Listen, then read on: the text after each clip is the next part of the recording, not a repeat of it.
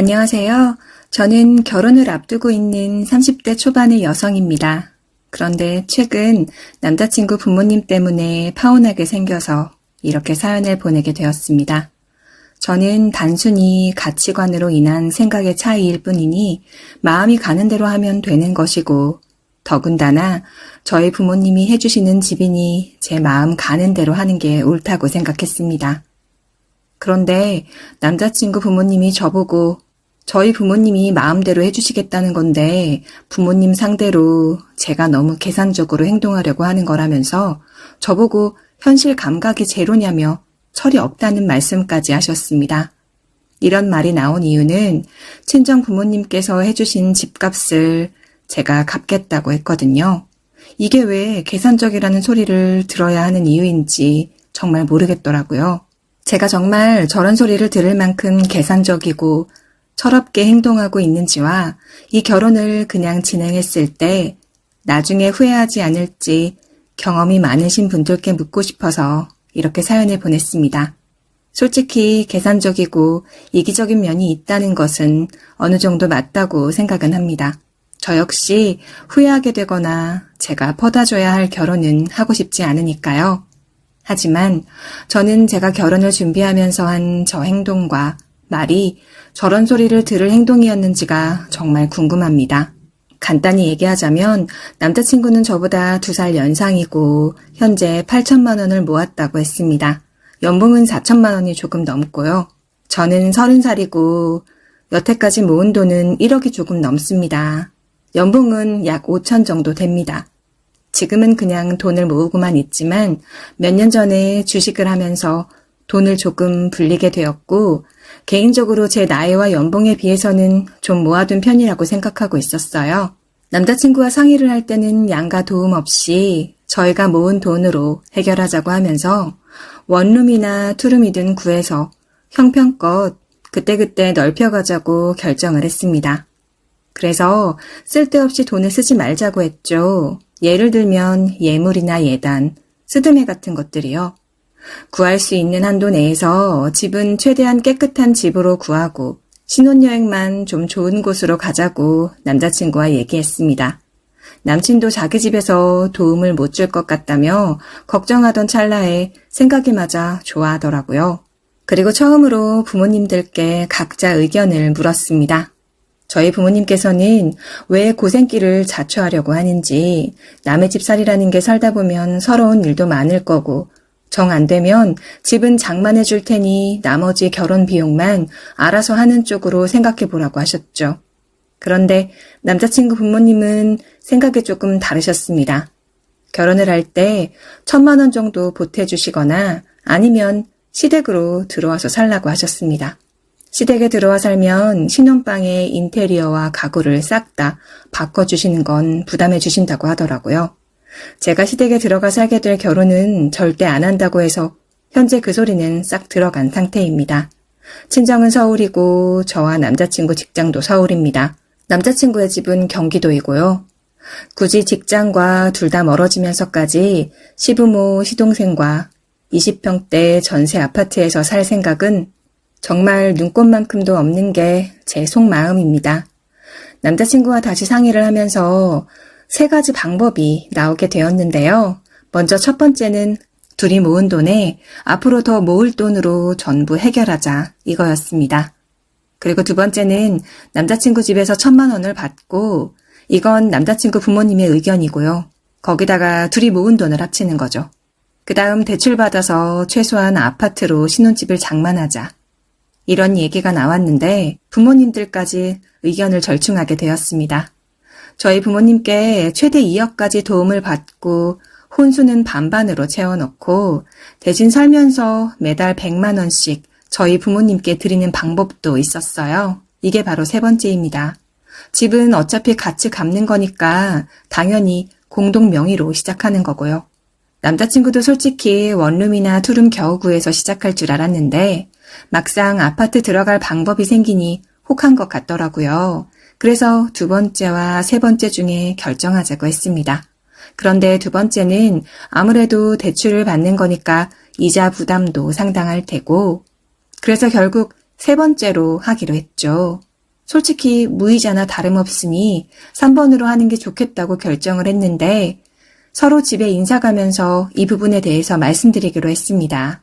먼저 저희 집에서는 매달 100만 원씩 부모님께 드리는 것에 대해서 버겁지 않겠냐고 하시더라고요. 하지만 저희가 결정한 대로 따르겠다고 하셨습니다.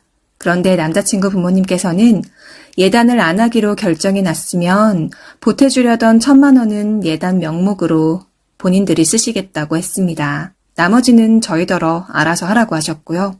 그런데 문제는 남자친구 부모님께서 갑작스럽게 결혼하고 생활비는 어떻게 할 거냐고 물으셨습니다. 저와 남자친구는 저희 부모님께 100만 원씩 갚게 되면 생활비가 부족해지지 않겠냐 이런 말로 알아들었지만 결혼하고 시댁에 생활비를 줘야 하지 않겠냐는 뜻이었어요. 남자친구는 지금까지 돈을 벌면서 자기 집에 따로 생활비 드린 적 없고 명절이나 생신에만 용돈을 드리는 정도였다고 했습니다. 그런데 갑자기 생활비를 말씀하시니 남자친구도 당황했고 일단은 생활비로 매달 꼬박꼬박 돈은 못 드리고 친정 부모님께 돈을 먼저 갚고 난 이후에 그때 상황 봐서 양쪽 집에 생활비를 얼마나 드릴지 알 수 있을 것 같다고 말씀드렸습니다. 부모님께 1억만 빌린다고 해도 매달 100만 원씩 갚아도 8년이라는 세월이 걸리는 상황입니다. 둘이 합해서 적게 버는 건 아니었지만 매달 100만 원씩 고정적으로 나가고 나머지로 저희는 생활하면서 아기 낳았을 때 생각해서 더 모으고 하려면 정말 열심히 모아야 할 그런 상황이에요. 심지어 1억 이상 받게 될 가능성도 큰 편이라 남자친구도 저도 염치가 없지만 저희 부모님께 무이자로 손 벌려가면서 받겠다고 한 겁니다. 남자친구 부모님 입장에서는 예단도 안 주겠다. 생활비도 따로 못 주겠다.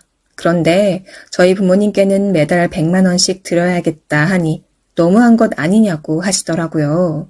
솔직히 100만 원씩 드린다는 게 생활비나 용돈 개념이 아니라 정확하게는 돈을 갚는 거잖아요. 더군다나 남자친구가 한복은 대여하자고 하니 자식 키워서 남는 게 뭐냐는 말까지 나왔습니다.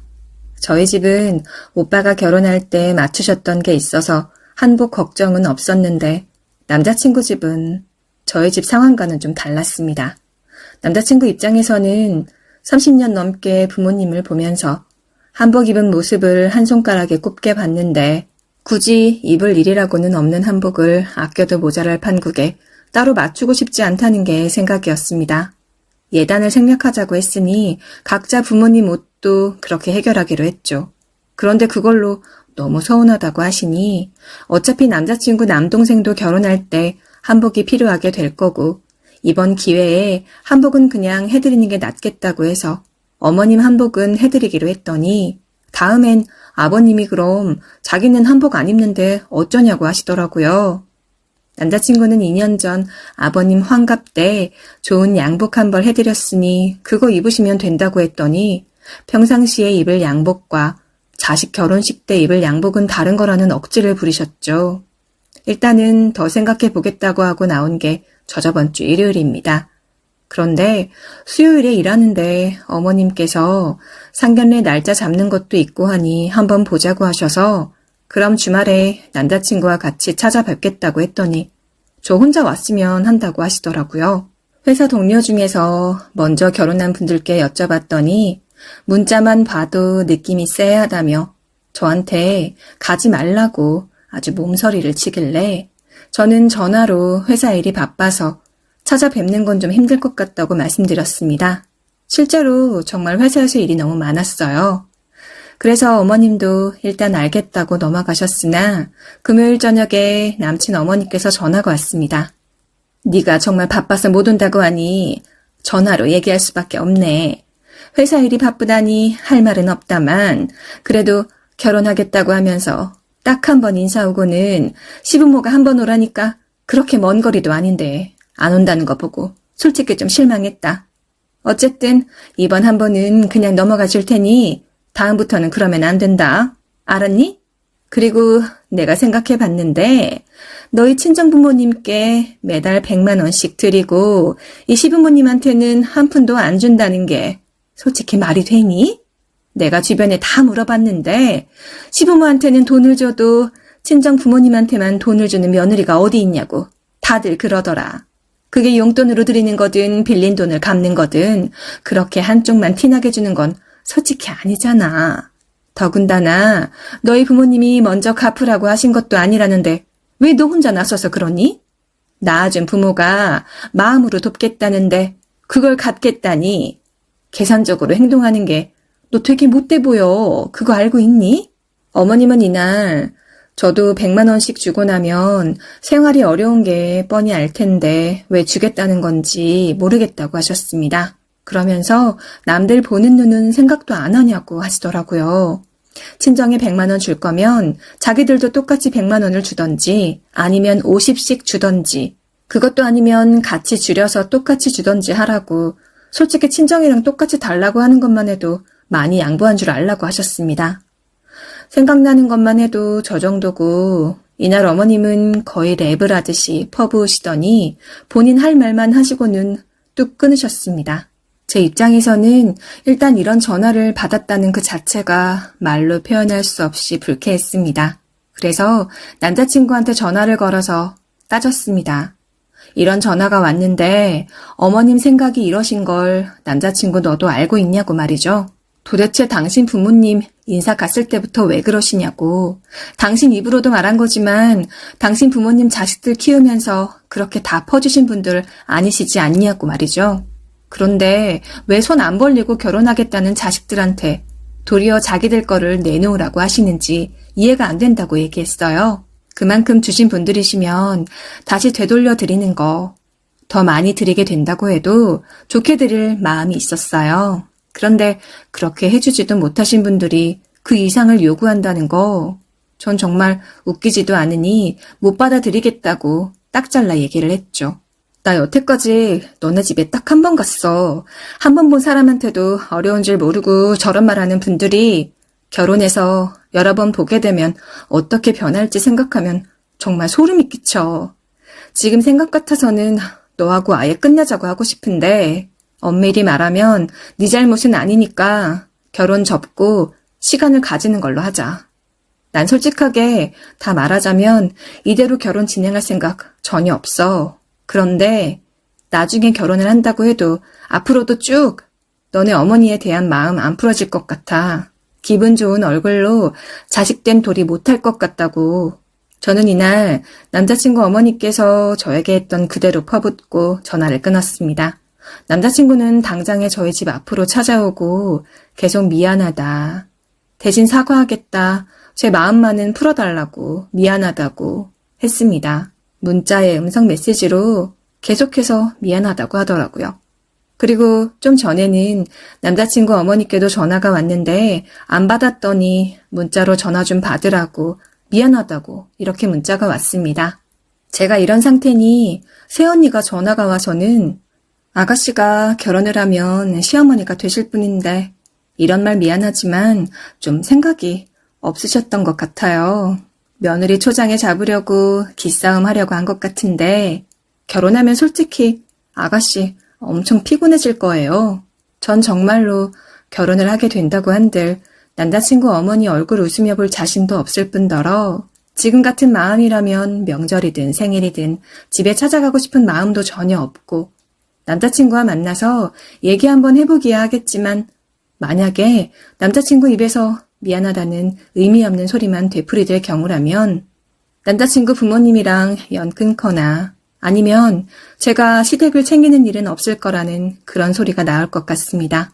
오히려 현재 남자친구 어머니한테 문자가 오고 더 심란한 그런 상태입니다. 차라리 끝까지 개념 없이 따지려 들던가 저렇게 쉽게 꼬리내릴 거 왜 그랬는지 솔직히 말해서 저 사과가 진심이라는 생각도 들지 않습니다. 아직 상견례도 안 한 상태이니까 파혼이라고 말하는 것도 좀 웃기지만 남자친구 잘못은 아닌데 남자친구 어머니에 대한 미움이 남자친구한테까지 옮아서 같이 미어지고 있습니다. 저는 여기서 어떤 선택을 해야 하는 걸까요?